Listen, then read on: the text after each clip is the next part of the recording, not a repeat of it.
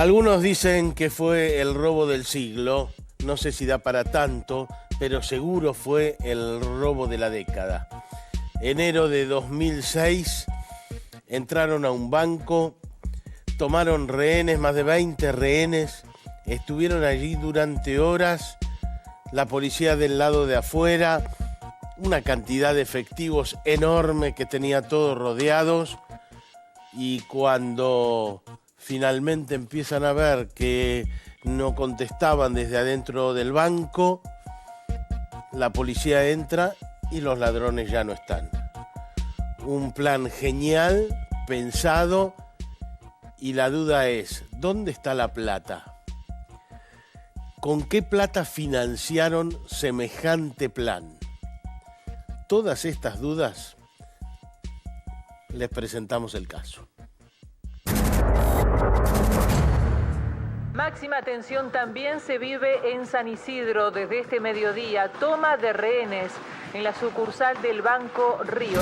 Durante el mediodía del 13 de enero del 2006, 5 ladrones ingresaron a la sucursal 207 del Banco Río en Acasuso. Sin dudarlo, tomaron de rehenes a 23 personas durante toda la tarde, entre empleados y clientes. Pidieron pizza y gaseosas como refrigerio, mientras vaciaban 143 cajas de seguridad, llevándose alrededor de 19 millones de dólares entre efectivo y joyas. Esto es a consecuencia de que 4 delincuentes fuertemente armados ingresan al banco con intenciones de robo.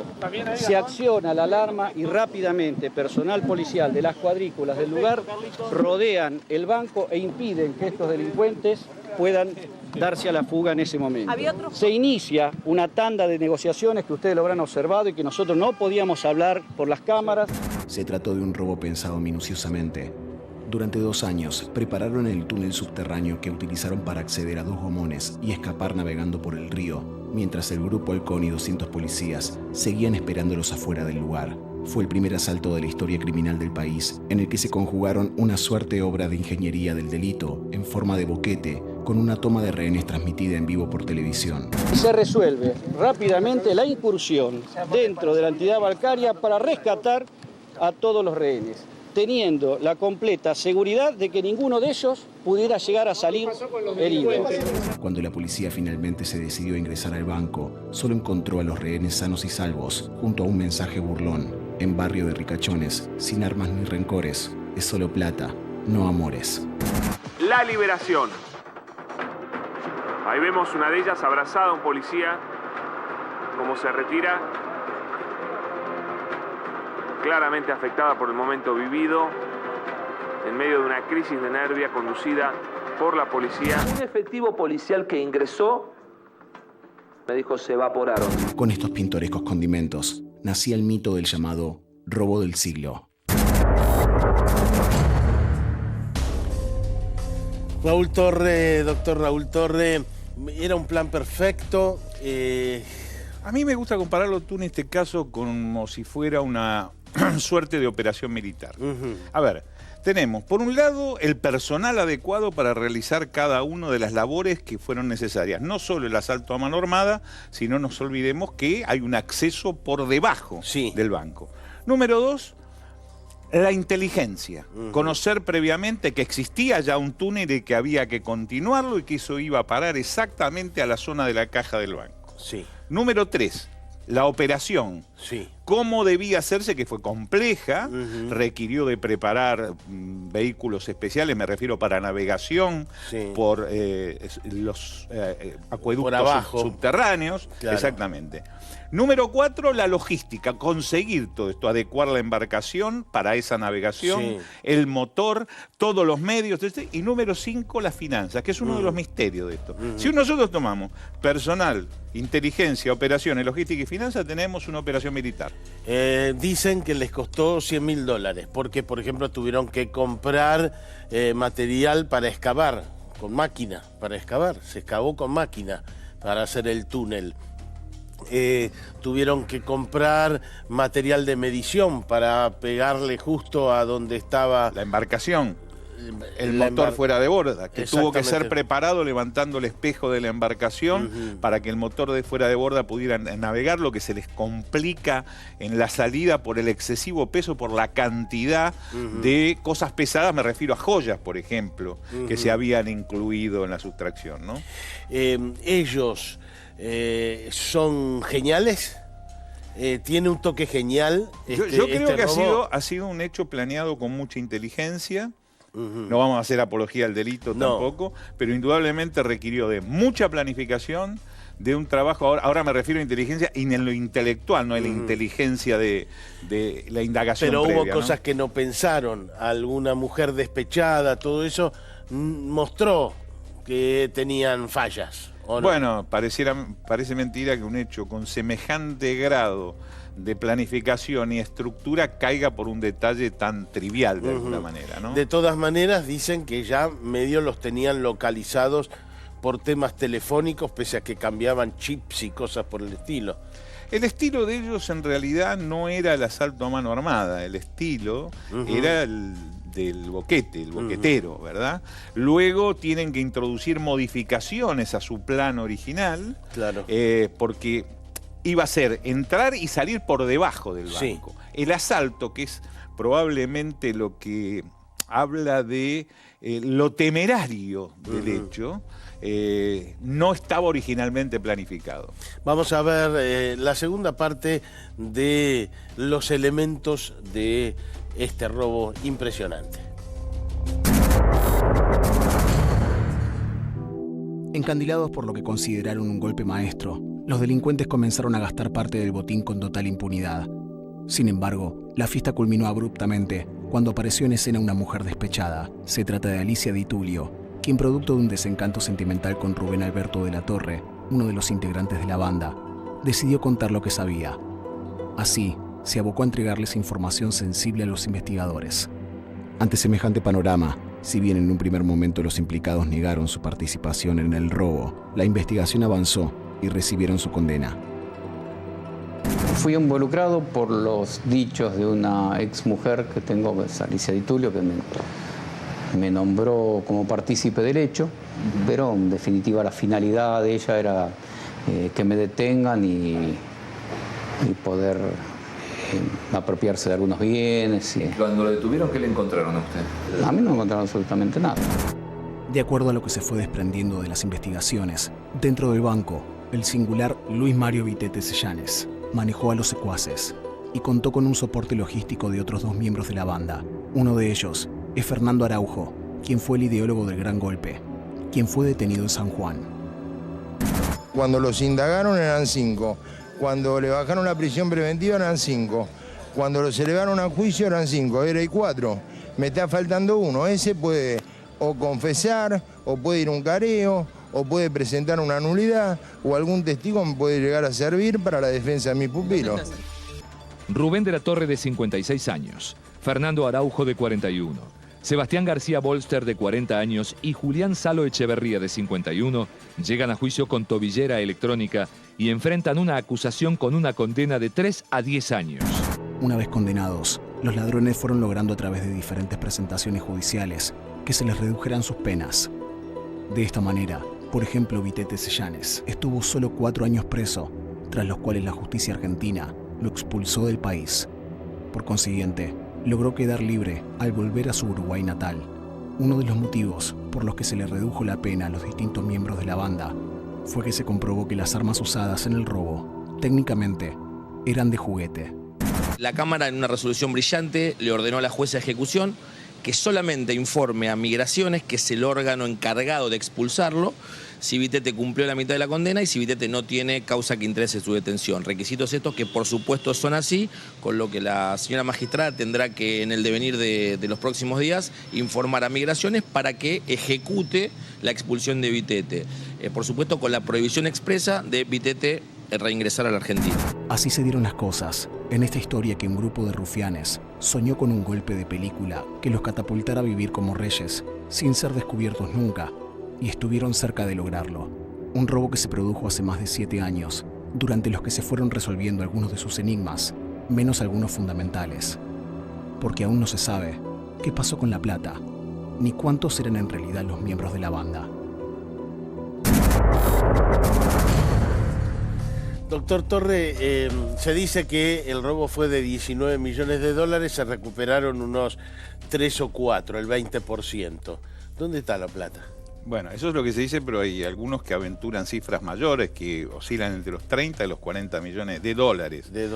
Bueno, yo creo que es uno de los grandes misterios que rodea este caso. ¿Se la quedaron ellos? No lo sé, pero es probablemente uno de los grandes misterios. Han sido muy seguidos, si se me permite el término, para ver si se generaban algún tipo de gastos extraordinarios, más allá que los inmediatos a la comisión del hecho, que es normal en cualquier organización criminal. Por más que extreme medidas, el encontrarse con todo ese dinero siempre precipita alguna exhibición. Bueno, dice que el acuerdo era que no se utilizaba el dinero por un año. Pero sin embargo, en algunas cosas menores se utilizó, ¿verdad? ¿Y dónde está la plata? Hay algunos que nunca fueron detenidos. Por ejemplo, en el banco las imágenes demuestran que entraron 7 y sin embargo en el banquillo de los acusados solo había 5. Hay 2 que no se sabe quiénes son. Hasta hoy no se sabe quiénes son. Pareciera que en el ingreso original después va a estar un analista que trabajó con el FBI sobre las imágenes aquí en el piso, pero pareciera que, por ejemplo, hay una mujer que ingresa con ellos, que tiene cierta libertad de movimiento y egresa luego del banco antes de que se disparen las alarmas. También hay una excesiva y minuciosa planificación en cuanto al desarrollo del hecho una vez que se ha tomado el banco. ¿Qué es lo que necesita esta gente? Ellos necesitan tiempo para vulnerar las cajas de seguridad. Claro. Para esto necesitan tener en su poder todo el edificio del banco y a los rehenes. Y también tienen que asegurarse de algún modo que la policía, que estaba preparada con sus grupos especiales para ingresar en cualquier momento, de hecho seguramente desarrollaron planes para abordar el lugar. Lo que sucede es que yo pienso que es muy difícil que entraran a ese banco después del antecedente de Villa Ramallo, donde entraron y hubo demasiados muertos, entre ellos funcionarios del banco. Sí, el gerente del banco, recuerdo. Sí. Está el fantasma de Ramallo, pero hubo otro factor muy interesante. Ellos le dejaron los teléfonos celulares a todos los rehenes y los incitaron a que llamaran a sus familias, para que de esta manera, detrás de los cordones policiales, de los diferentes cordones policiales, estaban las familias de los rehenes, lo que genera una presión no solo para los funcionarios de seguridad, sino para los funcionarios judiciales que también estaban allí, ¿no? Vamos a recordar lo que fue Ramallo. 11 años atrás, durante aquel tórrido enero del 2006, en el que se produjo la toma de rehenes por el robo de la sucursal de Acasuso en el Banco Río, el personal policial bonaerense tenía presente que no podían dejar que ocurriera lo mismo que en el fatídico 17 de septiembre de 1999.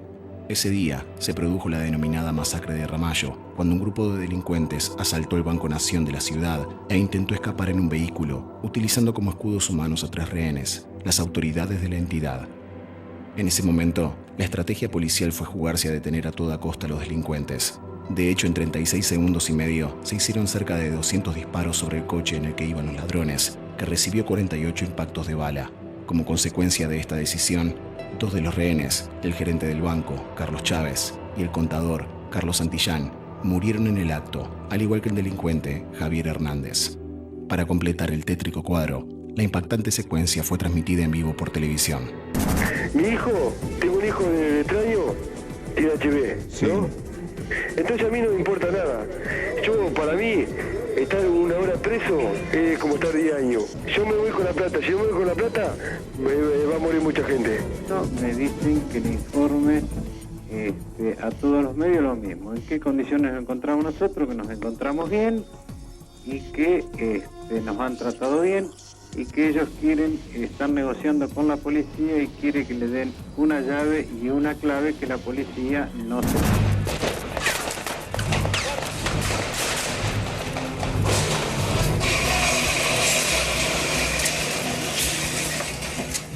Por su parte, tanto la esposa del gerente Flora Lacabe como el malviviente Carlos Negro Martínez sufrieron heridas de bala de fusil FAL Encima, la única persona que salió ilesa del dramático episodio fue el asaltante Martín Saldaña, de 22 años, quien fue capturado y trasladado a la comisaría segunda de Villa Ramallo, donde horas más tarde apareció ahorcado, lo cual conformó un saldo tan escabroso como lamentable. En diciembre del 2004, 7 policías fueron condenados a penas de entre 2 y 20 años de prisión por lo sucedido durante aquella nefasta jornada. Por eso, teniendo como referencia este antecedente, cuando se produjo el episodio delictivo del 2006, la cúpula policial de la provincia de Buenos Aires tenía perfectamente claro que no podía darse el lujo de arriesgar a sobrellevar otra masacre en Vigo, lo cual jugó a favor de los maleantes que robaron el Banco Río de Acasuso. Daniel de la Vaca, ex integrante del grupo Halcón, la razón por la que no entraron al banco, ¿cuál fue? Y siempre se trata de asegurar en la parte de la mediación que se hace la integridad física de los rehenes. Si no se entabla alguna medida de que es referente a que se corta el diálogo, siempre es el 99% de la mediación o la negociación es la que triunfa, así que no se hace la resolución táctica. O sea que en este caso se esperó hasta que del otro lado ya no contestaban y ahí se entró al banco. Por supuesto, y aparte la orden la da el comité de crisis. No se entra porque sí, hay una planificación.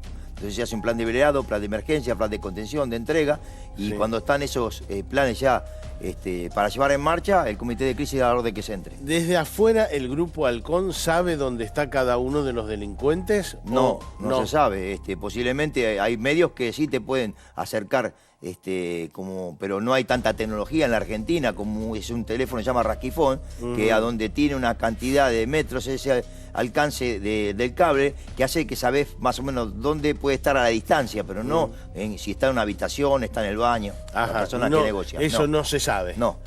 ¿Y la negociación es para que vayan entregando rehenes o la negociación es para que se entreguen ellos cuanto antes? La negociación, el primer objetivo es ganar tiempo. Para que se hagan la planificación, como te estaba diciendo, que yo lo digo acá en un libro que he hecho y hablé sobre el caso de Ramallo. Ganar tiempo para planificar cómo se entra. Por supuesto, siempre que no se corra en peligro la vida de las personas. ¿Conviene delincuentes cansados o no conviene delincuentes? Sí, porque esto lleva un desgaste y eso ayuda a veces. ¿Para qué? Para que a mí no me dé la respuesta inmediata cuando yo tenga que resolver la operación táctica. Acordate, en la operación táctica hay fuerza, hay violencia, que nosotros lo decimos en los principios: sorpresa, rapidez, violencia de la acción. ¿El antecedente de Ramallo jugó un papel? Sí, lo ayudó, que yo lo digo en el libro. Para mí lo puse un antes y después para los grupos tácticos que no trabajábamos en conjunto, GEOF, Halcón. Le pongo, se llama Muchas manos en un plato hace mucho garabato. Claro. Ahí empezamos nosotros. No había coordinación. No había coordinación porque no había trabajo. Si bien sabíamos hacer cada uno, pero indistinto. Ahí. Alguno empezó a tirar y después de eso tiraron todos los demás. Sí, eso se llama un efecto multiplicador. Dieron la orden para que tiren los compañeros míos que estaban cerca de ahí, que le disparan las ruedas de uno de los oficiales y el resto empezó a disparar. ¿En algún momento estuvo la hipótesis de que tenían un túnel? No. ¿O no estuvo nunca? No se estuvo esa. Y sin embargo, mira, yo sabía, vos me estás hablando ahora del Banco Río. Sí, primero de Ramallo. Sí. El Banco Río, yo más o menos conocía el lugar porque, mira, yo estoy en un túnel cerca de la zona. Esta la saqué una vez que hubo un servicio, prestando yo servicio en la Quinta Presidencial de Olivo, de esta foto referente a que gente que planificó, como dijo el doctor anteriormente, sabía cómo era la zona y que había un acueducto. Fernando Araujo, el creador de esto, vive ahí, vive en ese barrio. Y además de pibe, dicen que de pibe jugaba en las cloacas esas, en los túneles esos. Entonces ya fue pensando y pensando alrededor de la idea de entrar por abajo en base a esos caños enormes que hay ahí abajo. Para mí salió con éxito eso porque no hubo que levantar la vida de personas humanas. Entonces, no lamentar que eso es lo que uno trata de tener en cuenta. Por eso yo creo que después dijeron el cartel ese que pusieron, que pusieron un cartel, ¿no? Como una broma, algo de eso. Coincido casi el 100% de lo que dijo el doctor, de la planificación, de los elementos que utilizaron, del dinero que utilizó y ellos tienen medio. Y un poquito más, Vitete Sellanes, que era el que hablaba con el negociador, dice que su negociación fue un éxito. Sí, porque él leyó un libro. Resulta que hay un doctor que se llama Irimia, Néstor Irimia, hizo un libro de todos los grupos tácticos y según él, en un comentario que lo escuché, dice que él lo leyó. Entonces, sabía lo que iba a decir el negociador del Halcón. Ajá. Entonces lo hizo perder tiempo, Por supuesto. mientras rompían las cajas y, digamos, terminaban de concretar el boquete. Y fue un efecto en contra, ¿no? Porque al saber más o menos qué es lo que yo tengo que decir o dialogar, que en el estudio que se hizo en ese libro fue reservado, no hubo mucha gente, no hay muchos... o sea, sabían cómo era la negociación, la demoraron todo lo posible y mientras tanto rompían cajas y escapaban. Le voy a hacer para que la gente entienda. Yo voy a hacer una comparación. Yo tengo que pelear mañana contra vos. Yo voy y miro una película donde estás peleando y yo sé los movimientos que vas a hacer. Entonces yo sé cómo defenderme o atacar. Esto pasa lo mismo. Esto es un juego de ajedrez, fue. Muchas gracias. No, de nada. Vitete Seyanes, el personaje, no fue el ideólogo, pero fue el personaje de esta historia. El 30 de agosto del 2013, tras cumplir solo una parte de su condena, el uruguayo Mario Vitete Seyanes consiguió recuperar la libertad y fue expulsado de la Argentina. En 2010, había sido condenado a 21 años y 6 meses de prisión por ser considerado uno de los cabecillas de aquel cinematográfico robo a la sucursal Acasuso del Banco Río. No estábamos en el video cuando se produjo el robo. Fíjense en la ejecución 3 de Acer López, en migraciones, es inocente. Es inocente. Sí, por supuesto. ¿Por qué lo detiene? Mientras estuvo tras las rejas, el histriónico Vitete compuso un tema musical en el que describe pormenores del cinematográfico robo. Buscaban el secreto honor de todo ladrón, el robo del siglo. Juraron, este será el golpe final, la pensión, el retiro. Dieron comienzo a la función, un enero de calor, un aburrido viernes. Entraron sin un solo disparo por la puerta del banco con chumbos de juguete. Una vez que fue deportado a Uruguay, bajo la figura del extrañamiento, que forma parte de un convenio con ese país, Vitete se mostró orgulloso de ser un ladrón. Sin ninguna intención de mantener un perfil bajo, ofreció polémicas declaraciones a distintos medios de nuestro país. Se cumplió la ley. Lamentablemente para usted salí yo. Por suerte, ¿sabe qué es lo que le duele a usted? No sé si a usted personalmente, pero a la gran mayoría de la sociedad, que un triste ladrón, con el apoyo de un inmejorable abogado, les hizo el totó a todo el Poder Judicial. ¿Por qué? Se la agarran con el triste ladrón, con el efecto. ¿Por qué no se la agarran con la causa? Con los legisladores, que son los que votan estas leyes. ¿Cuál era su rol en esta sala? Mi rol es negociador, por eso de ahí el mote que dice la prensa, el hombre del traje gris, porque estaba vestido con un traje gris y una capucha negra. Por eso acá, alguien ahora, un colega que está sometido a varios procesos, todavía no es colega, pero está sometido a varios procesos. Cuando dice colega, ¿qué? ¿Joyero, ladrón? No, ladrón. Este es el perfil de un particular delincuente que fue identificado como uno de los máximos responsables del denominado robo del siglo, evento para el que se preparó estudiando teatro e incluso aprendió un libreto de memoria a fin de negociar con la policía de manera convincente.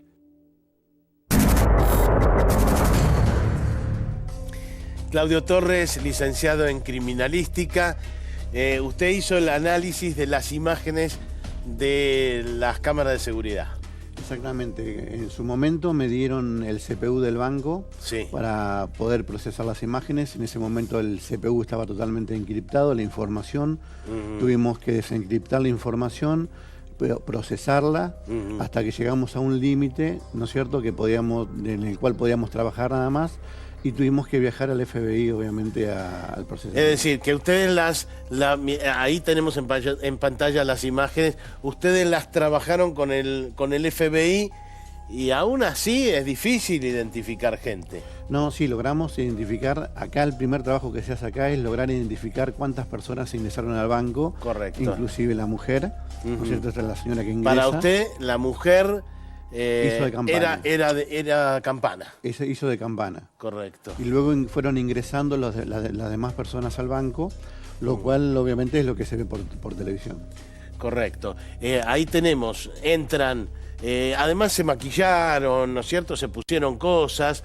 Ese es Beto de la Torre, con el que vamos a hablar dentro de unos minutos, pero se pusieron pelucas, se pusieron, bueno, anteojos, y después tiraron pelos de una peluquería como para que no se los pueda identificar. Aún así, ustedes, ahí está la mujer, ¿no es cierto? Una mujer que entra y sale del banco. Exactamente.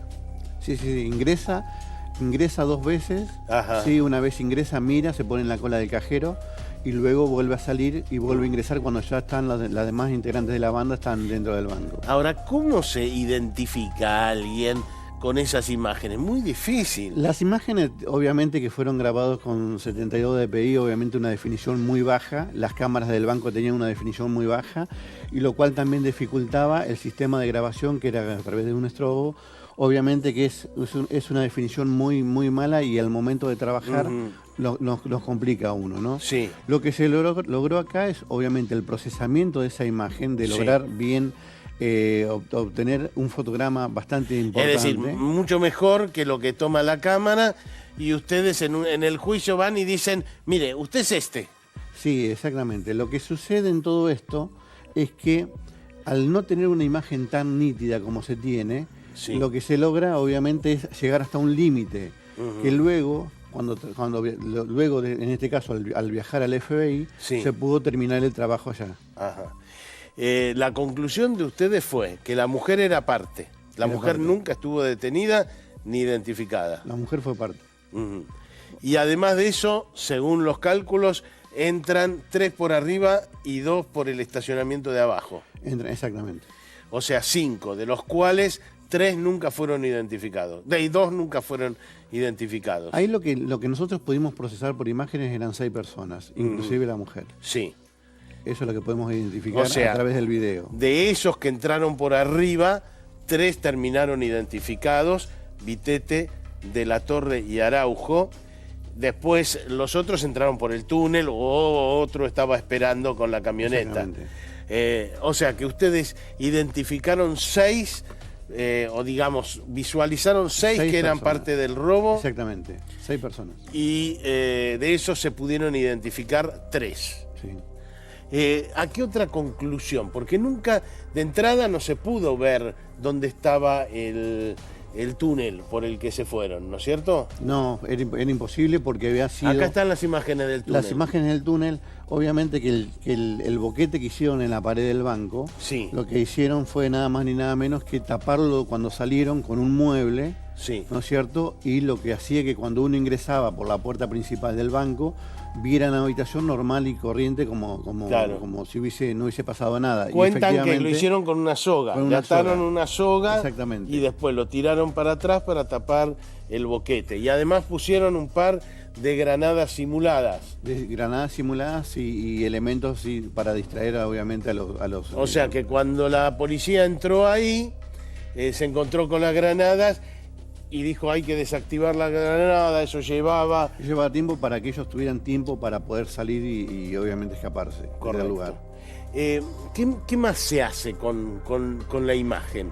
La imagen lo que prueba es cómo fue toda la organización, ¿o qué? Sí, nosotros logramos, ya le digo, como identificamos también lo que nosotros teníamos que saber a través de la fotometría, que fue un trabajo después obviamente que ocurrió todo el caso, es tratar de obtener las medidas, ¿no es cierto?, para darle pistas a los investigadores, ¿no es cierto?, a mis colegas, darle pistas de cómo era la contextura física de esa persona. Ajá. Entonces, es decir, usted por ahí no le podía dar la identidad, pero este mide 1,83. Exactamente, eso se hizo a través de fotometría, de tomar medidas, obviamente tratando de colocar nuevamente las cámaras en posición porque habían sido modificadas, entonces colocar cámaras en posición y con un grupo de profesionales que me acompañaban, obviamente lograr obtener las medidas de esa persona. ¿Ustedes podían distinguir quién tenía peluca y quién no? A grandes rasgos sí se podía distinguir, sí, eso sí se podía. O por ejemplo, algunos se puso un bigote. Claro, exactamente. Eso sí fue bastante complicado porque no sabíamos si era bigote original de la persona o obviamente era un aplique que se había hecho, ¿no es cierto? Eso sí nos costó un poco hacerlo. Pero sí, obviamente sabíamos que las personas por el accionar de ellos, obviamente estaban equipados con accesorios y todo eso. Quien participó en el robo me dijo, esa persona es fulano, que no pudo ser nunca identificado. Ustedes, digamos, está en las imágenes suyas. Está dentro de las imágenes que procesamos. Sí. Porque ustedes, insisto, identifican 3, pero hay otros 3 que entraron al banco, incluyendo la mujer, que nunca pudieron, no tienen nombre y apellido hoy en día. Exactamente. 6 personas fueron las que ingresaron al banco. Correcto. Y ustedes no había forma de identificar legalmente a esos 3 que zafaron. Lo que sucede es que al tener las imágenes malas y lo que sucede generalmente en la mayoría de los bancos, ¿no es cierto? Es que las cámaras de video, de filmación que se utilizan, ¿no es cierto?, para habilitar el banco, están colocadas de tal manera que obviamente lo que se genera es que la cámara tome la imagen, pero que haga como un recorte de esa imagen por la cantidad de luz que entra por los ventanales. Ahí tenemos el hombre del traje gris que se puso un bigote, lo vimos, que era Vitete Sellanes, que acabamos de verlo nosotros en la imagen, no tiene ningún bigote. Ahí están las personas que están ingresando por el túnel. Estos entraron por abajo. Por abajo, ¿cierto? Exactamente, por el estacionamiento. Por el estacionamiento. Ahí ingresa el hombre de bigote juntamente con otro acompañante. ¿Ustedes pudieron cambiar las cámaras de los bancos a partir de esto? ¿Quedó sentado que las cámaras son malas y que hay que mejorar las cámaras después de este robo? Seguramente muchos bancos lo habrán hecho, la verdad que no tengo realmente la certeza, pero seguramente muchos bancos lo habrán hecho y habrán cambiado el modo de filmación dentro del banco, porque realmente de mis trabajos anteriores que he hecho sobre el tema de procesamiento de imágenes sobre distintos bancos, ¿no es cierto?, de esta ciudad, obviamente hemos tenido el mismo problema, el recorte de la figura negra que se ve y no se puede identificar a la persona, más aún cuando tenemos los enfoques que tienen con un plano picado hacia la persona, que es imposible de obtener. Algunos dicen que hoy es más fácil identificar por el celular que por la imagen. Es cierto. ¿Es cierto? Es cierto, sí, es cierto. Estamos hablando de referente al banco, ¿no es cierto? Todo el referente. Es decir, yo puedo probar que fulano estuvo porque su celular estuvo. Exactamente, porque se abren celdas y se activan antenas, obviamente eso se puede determinar. Ajá. Es decir, que la tecnología avanzó en el tema de identificar celulares y acá el lugar donde está el celular. Y acá lo que se tiene que tener en cuenta en el tema de procesamiento de imágenes es que si la matriz o la filmación madre es de muy baja calidad, es muy difícil después lograr una óptima calidad en grabaciones. Gracias, Claudio. Bueno, muchísimas gracias a ustedes. Está dicho, 3 nunca supimos quiénes eran. Entraron al banco, pero nunca los pudimos identificar. Y volvemos a pensar en dónde está la plata. Fíjese que, porque se lo distribuyeron en partes iguales la plata. El acuerdo en la banda era distribuirse el dinero en partes iguales. Vamos a tratar, dentro de instantes nomás, de explicarnos dónde está la plata.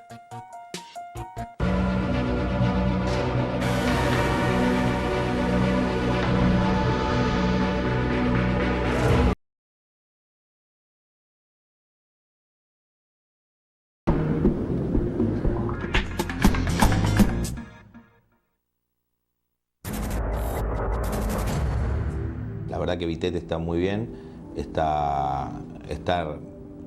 yo lo que digo que es un paradigma de la resocialización, digo, salió, todo el mundo apostaba a que iba a volver a reincidir y demás, y bueno, como todos, creo que los que lo siguen saben, se puso un taller de joyería, relojería, y fue papá hace poco de un nene que se llama Luciano. Y bueno, está baboso, está bien, está muy bien. Vitete es un tipo que no es un tipo materialista, que es un tipo que quien sabe le gusta en su alforja, como él dice, yo soy ladrón o yo me retiré siendo delincuente, trabajo de esto. Contar, digo, debe ser orgulloso para él contar, yo participé o yo cometí uno de los 5 robos más grandes de la historia. Entonces me parece que ese es Vitete, no es Vitete decir, sacar la plata y decir tengo 10 millones de dólares, 20 millones de dólares, no tengo nada. La teoría vitetiana, digamos, va por el lado de la personalidad, por el lado del ser, como bien vos dijiste, y es una excelente persona.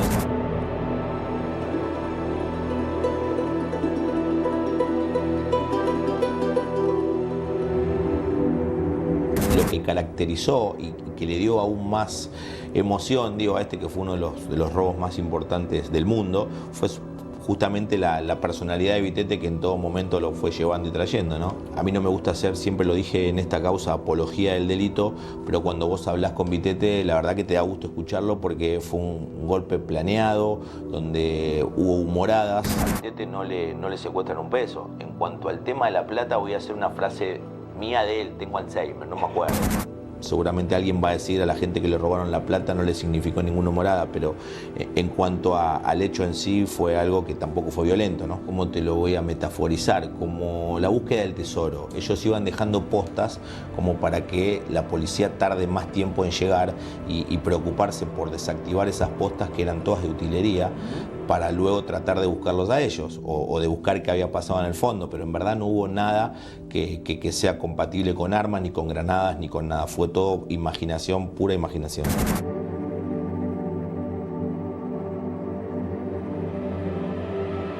Me acuerdo que un día le dije, Marito, ¿vos te querés ir?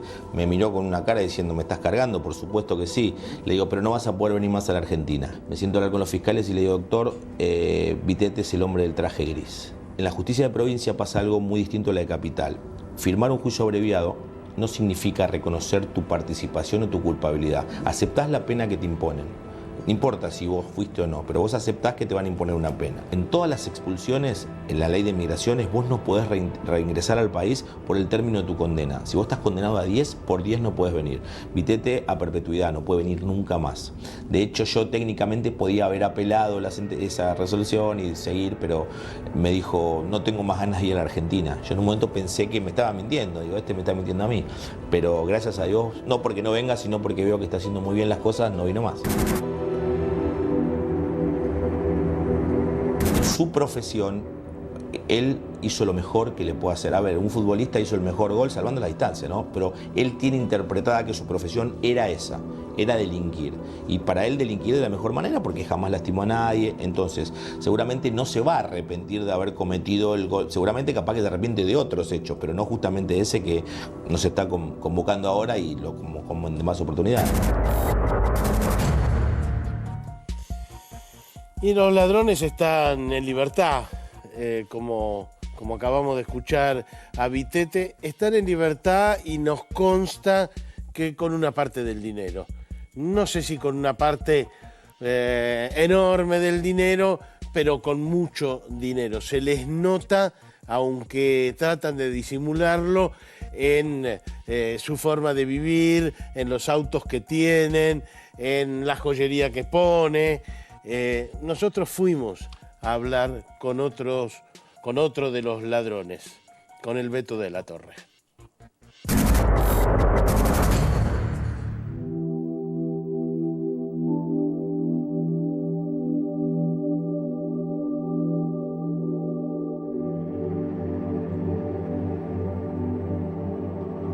Rubén de la Torre bajaba por aquí, al principio. Sí, al principio bajábamos por acá, sí, las primeras incursiones las hicimos por esta parte. ¿Un grupo electrógeno bajaron? Y en principio sí, acomodamos los autos contra este paredón y bajamos las herramientas grandes, más pesadas, las bajamos por acá, sí. Y después ya entraban un poco más fácilmente caminando desde allí. Claro, después entramos como exploradores, con unas mochilas, acampamos un poquito ahí, comimos algo, como digo que no había ningún problema, ya empezamos a incursionar por este lado. Y entonces entraban por el desagüe. Sí. ¿Cuántas cuadras? Y caminábamos 10 cuadras hasta Perú y Libertador, hasta justo la parte, digamos, de abajo del banco. Y ahí empezaron a construir el túnel. Cortamos, hicimos una ventana ahí, bueno, nos encontramos con la tierra y ahí empezamos a hacer digamos, ¿Un año y medio túnel. Antes? Un año más o menos haciendo el túnel. Sí. ¿Y a quién se le ocurrió? Y en principio se le ocurrió a un muchacho que es de la zona, fue... A Fernando Araujo. A Fernando Araujo, sí, fue el de la idea, él conoce de toda la zona. Empezamos a juntarnos los que estábamos así los que teníamos más acercamiento, más confianza y bueno, tratamos de llevarla a cabo. De hecho, la llevamos. Alrededor de Fernando Araujo se armó el grupo. Sí, yo me conocía con dos de las personas, con Vitete y con Fernando Araujo. Y el plan era el boquete, no era entrar por el banco. No, en principio el plan era justamente llegar a la Pared del Blanco, hacer un boquete, entrar un día viernes, un fin de semana largo y hacer romper todas las cajas y llevarnos todos tranquilamente y que el lunes o martes cuando abriera el banco se encontraran con el derecho. Ese era el plan. Ese es el plan principal. ¿Y qué pasó? Y después falló la persona que supuestamente iba a cortar las alarmas, entonces decidimos un plan B, que era entrar, simular un robo con toma de rehenes. Ahora, yo viendo detalladamente la imagen, veo que entran más de los que terminaron presos. Sí, puede ser. ¿Eh? Sí, Hay sí, sí. un par que entran al banco y que nunca se supo quiénes son. Que nunca se supo quiénes son. ¿Es así o no? Sí, sí, efectivamente. Mucha gente se pregunta, por supuesto, qué pasó con la plata. Y la plata se fumó como nos fumamos nosotros el 6 de enero del 2013. Ajá. Se fumó, se fue, quiere decir sí, que se gastó, se fue, se perdió, se perdió en allanamientos. No, algo porque se guardó capaz y en algún momento Pero aparece. De 19 millones de dólares que decían, se secuestraron 4. Sí, 19 es lo que pasó el banco, en realidad Sí. no había 19. Había un No poco había menos. 19. Había un poco menos. Había Sí. más. O menos, no sé. A usted le echan la culpa de que el plan falló. Porque No, en realidad- usted de alguna manera se peleó con su ex esposa, su esposa en ese momento, y que el plan falló por eso. Yo en esa parte no me hago cargo porque si bien sí dio un empujón importante la de la denuncia de mi exmujer, pero había una investigación previa que, por ejemplo, investigaba a Vitete por una llamada a Uruguay. Fernando Araujo y García Borges estaban investigados porque un año antes habían sido descubiertos en el interior del banco supuestamente tomando fotografías del banco. O sea, la denuncia de Di Tulio, de mi exmujer, Sí. ayudó a... Fue una punta, pero digamos... Claro, fue un empujón importante, sí, porque después él cerraba todo. O sea, en principio eran cabos sueltos. ¿Y era verdad la historia de que usted se iba con otra mujer y entonces Y bueno. ella se enojó? No, eso es completamente mentira. En realidad yo dejé un dinero importante en mi casa. Mi exmujer tomó parte de ese dinero y se lo llevó para otro lado. Entonces ahí se generó una discusión porque eso tenía que empezarse a gastar el dinero supuestamente al año de hecho, de acuerdo a cómo se desarrollaba la investigación. Raúl Torre, ¿cómo se descubre esto? Bueno, básicamente en realidad es cierto que ya la policía venía trabajando con cruces telefónicos y que tenía esa información, pero era solamente una punta de varias líneas que se estaban trabajando. ¿Sí? Es de alguna manera la delación que genera la señora Di Tulio la que precipita indudablemente el esclarecimiento total del hecho. No fueron detenidos Es todos que en ni el bien momento. detienen a De la Torre, empiezan a detener enseguida a todos los demás. Claro, entonces, es cierto que existía una línea de investigación que estaba trabajando sobre ello, pero esto precipita, era esa y varias líneas más que se estaban trabajando, especialmente con medios electrónicos, ¿verdad? Aquí el problema, yo creo fundamental, es... que creo que va a dejar 3 o 4 interrogantes este hecho. ¿Dónde están las personas que faltan? Sí. ¿Quién fue el verdadero ideólogo de este hecho? Porque en definitiva, toda organización criminal cumple roles. Después lo charlamos un poco más en detalle. Enseguida vamos a seguir hablando con Rubén Alberto de la Torre, uno de los que entró al banco.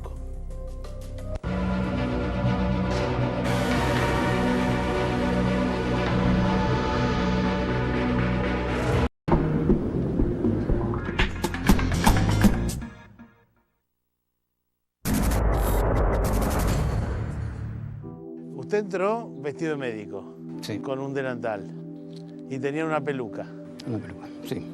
Sí. ¿Todo eso estaba pensado de antemano cómo iba a ir vestido cada uno o cada uno hizo lo que le parecía? No, sí. Estaba pensado de disfigurarse un poco para un futuro reconocimiento, como una persona que la mayoría teníamos antecedentes. Entran...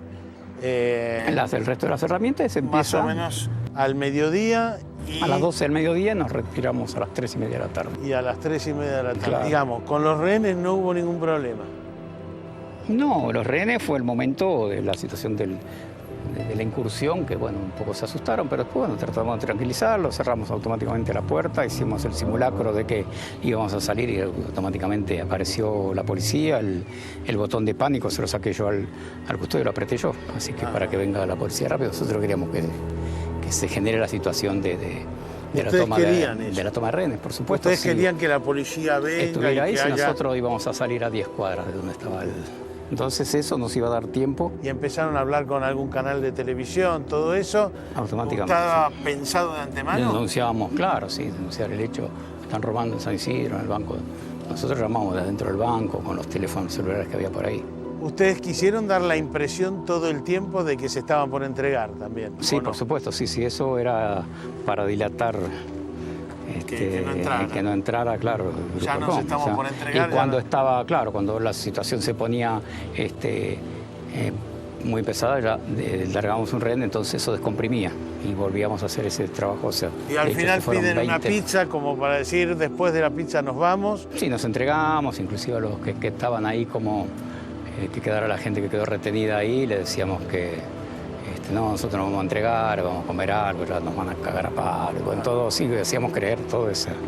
Generamos toda esa situación y la gente estaba tranquila, porque de hecho podían fumar, le dimos los teléfonos para que hablen con su familia. ¿Ustedes tenían en la cabeza que la policía no iba a irrumpir porque estaba el antecedente de Ramallo?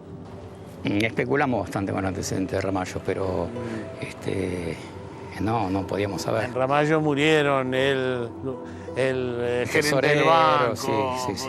murió algún rehén. Ustedes dijeron... Que no pase lo de Ramallo, nosotros nos vamos a entregar, está todo bien, pero que no vaya, fíjate. Y bueno, o sea, con eso tenían eso en la cabeza. Sí.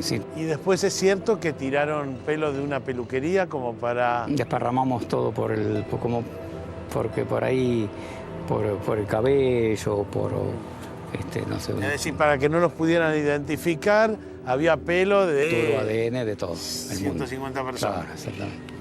Sí, todo. Trata de borrar todos los rastros posibles. Y salimos en principio a un desagüe de menor afluencia de agua, no sé, un desagüe más corto, más chico, que daba como a 3 metros de altura. Por ese desagüe caminamos 3 cuadras, pues, digamos, siempre por abajo de la calle, y salimos a una alcantarilla en la calle Libertad y 3 Sargentos también. Y tenía una camioneta arriba con un piso agujero cortado. abajo. Le avisamos a la persona que estaba en la camioneta, arrimó la camioneta, arrimó la tapa y bueno, y de ahí empezamos a sacarlo todo el dinero. ¿Y de ahí a dónde fueron? Y de ahí fuimos a una casa que estaba en ese momento abandonada. Nosotros la tomamos como un año antes. Nos metimos nosotros, pusimos un televisor y bueno, disimulamos como que estaba. Nadie preguntó más nada, así que nosotros entramos y salimos de esa casa como... ¿Y repartieron el botín ahí? Y lo repartimos en esa casa. ¿Ahí? Sí. ¿Y estaba muy claro cómo se iba a distribuir el dinero? Sí. ¿Sí? Sí, en partes iguales, como corresponde, partes iguales. Claro, como corresponde, sí. ¿Cuánto lugar ocupaba todo eso? En una habitación. ¿Está arrepentido? ¿De qué? ¿De haber hecho el robo? Ahora ya pasó toda la tormenta, ya está. Es como que de hecho, el arrepentimiento está de que no vuelvo a robar ni vuelvo a meterme en este tipo de cosas. O sea, estoy tranquilo, estoy apartado del delito. Apartado del delito porque con la plata que hicieron ya está. Y yo creo que algo de eso hay, el hecho de que no se haya recuperado el dinero, por eso hablamos de que existían grandes misterios. Primero, los autores que faltan, que indudablemente son varios. Ajá. Porque estamos hablando de nuestro programa, se llama Crimen y Misterio, ¿verdad? Sí. Bueno, entonces estamos hablando de cuáles son los misterios que quedan en este hecho. Primero, los autores que no han sido identificados. Los que vimos en las imágenes y que no sabemos quiénes son. Luego yo voy a mensurar el dinero que falta, a ver cuánto fue efectivamente el dinero que se sustrajo del banco. Sí, no lo vamos a saber nunca. Nunca, porque todos sabemos que hay dinero que muchas veces es negro y no se blanquea, ¿verdad? ¿Alguien del banco los ayudó? Hay un dato que a mí me llamó siempre la atención, voy a ser breve en mérito a la hora, y es el aparato, el power que ellos fabrican para la apertura de las cajas de seguridad. Sí. Tan es así que no pueden abrir una caja de seguridad que está en un récord y que tenía, creo que como 12 millones de euros, que era de la venta de una propiedad.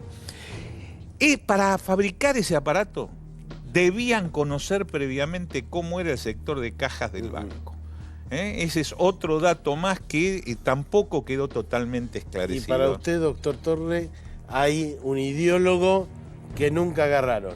Yo creo que hay una mente por encima, una mente brillante, que está por encima de todos los demás. Ellos dicen que la mente brillante es la de Fernando Araujo. Es lo que dicen. Pero usted cree que alguien puso la plata.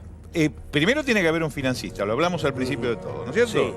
Sí. La operación, la inteligencia, el personal, falta las finanzas. Sí. Y que fue mucho dinero. La aparatología, los vehículos. $100.000 dicen y ellos bueno, que utilizaron para... Y un año de trabajo. Sí, un año de trabajo. Nos está faltando esa persona también. Dicen que Araujo vendió un auto y que con eso pagaron... Pero no hay... No, acá hay mucho más de la venta de un auto, muchísimo más. Muchísima más inversión. Además, ellos no se dedicaron a otra cosa que a este... No trabajaron, se dedicaron específicamente a la preparación, a la logística de este hecho. No, yo creo que más. El misterio continúa, el dinero no terminó de aparecer desde ya, y hay muchos de los protagonistas de esta historia, varios, no menos de 5 o 6, que nunca estuvieron presos. No sabemos quiénes son y lo más probable es que no lo sepamos nunca. Gracias.